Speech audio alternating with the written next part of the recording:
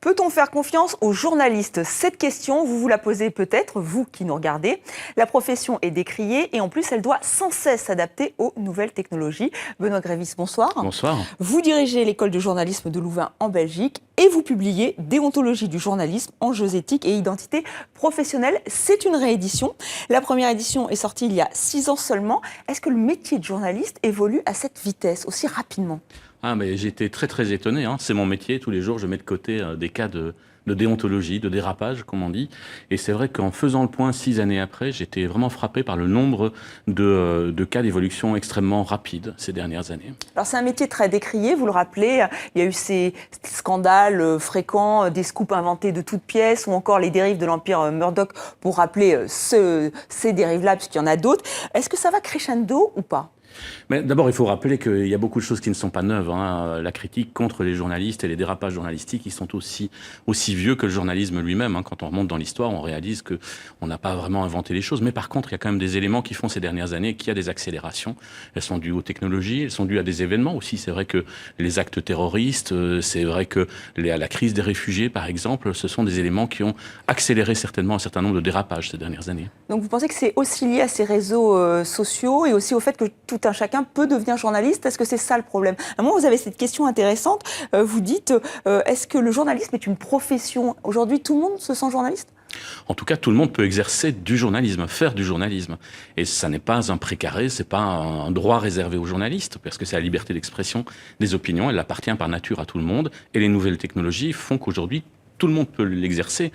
La seule question, c'est de savoir dans quel cadre on le fait. Quand un journaliste le fait, il le fait dans un cadre professionnel, il s'engage un certain nombre de respect de règles, et normalement, il est un îlot de sens dans un univers dans lequel on sait que les choses sont plus ou moins vraies. Alors quels sont les dérapages qui pour vous sont les plus marquants ces derniers temps? Ces derniers temps, très certainement, il y a évidemment l'affaire News of the World en Grande-Bretagne qui a montré que la presse est capable du plus grand cynisme, jusqu'à recourir à des méthodes d'espions qui sont totalement en dehors du journalisme. Mais il faut évidemment mettre le doigt ces derniers temps sur la couverture des actes terroristes. C'est vrai qu'on l'a vu parfaitement en France. Le CSA est intervenu à plusieurs reprises pour mettre le doigt sur une série de dérapages assez notoires, évidemment. Alors, qu'est-ce qui définit pour vous un bon journaliste? C'est garder le contrôle? Je pense qu'être un bon journaliste, d'abord, c'est extrêmement compliqué, hein. Ceux qui jettent la pierre aux médias de manière comme ça, incendiaire, ne savent pas ce que c'est. C'est extrêmement compliqué. Je pense qu'on ne fait pas de journalisme sans se tromper. C'est pas possible. Mais être un bon journaliste, c'est certainement 3 choses fondamentales.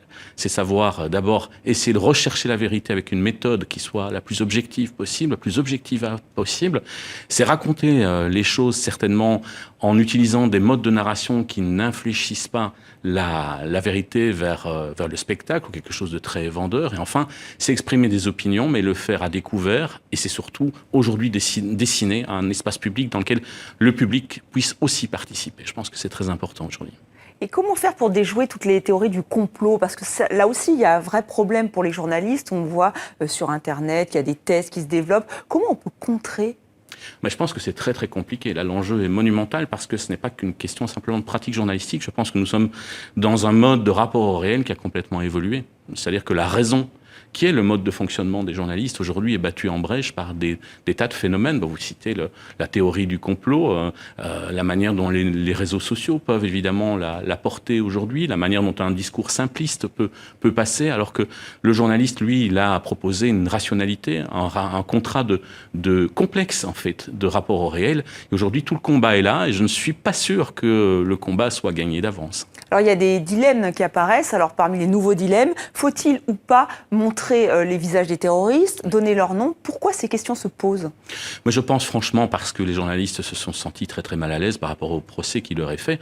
Je pense par contre que c'est très mal posé la question aujourd'hui. D'ailleurs, on voit que la profession journalistique est traversée par ce débat, hein. Le Monde, par exemple, a décidé de le faire, de ne plus donner les noms ni les photos. Le Figaro pas, par exemple. Je pense que c'est une très mauvaise manière d'appréhender les choses, parce que d'abord, c'est croire que les médias ont un pouvoir qui n'ont peut-être plus, comme s'ils étaient les seuls à influer sur l'opinion public. On peut d'ailleurs se demander quel djihadiste s'est radicalisé en lisant Le Monde, par exemple. Je ne pense pas que ce soit là.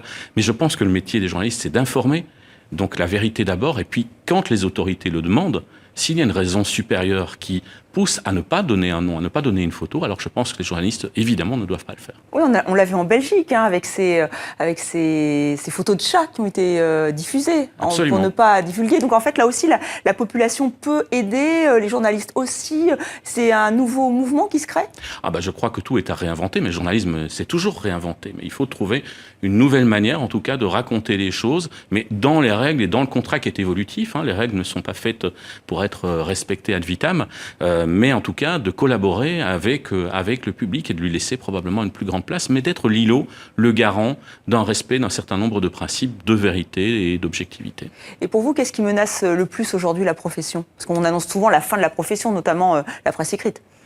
Je pense que c'est peut-être une certaine lenteur à s'adapter, parce que le modèle économique est extrêmement présent, il frappe extrêmement dur sur beaucoup de rédactions, et donc il y a parfois des tentations justement de partir vers quelque chose qui a l'air plus rentable et qui n'est pas toujours très déontologique, évidemment.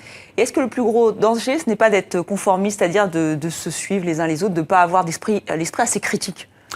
En tout cas, certainement, le suivisme, je pense que c'est une grande erreur. Aujourd'hui, d'ailleurs, quand on voit toutes les études sur ce que les gens vont lire, ils attendent tout autre chose des médias que de lire ce que, de toute façon, ils peuvent lire gratuitement partout ailleurs. Merci Benoît Grévis d'avoir été avec nous. Je rappelle le titre de votre livre, Déontologie du journalisme, enjeux éthiques et identité professionnelle. Merci d'avoir été sur le plateau de 64 minutes.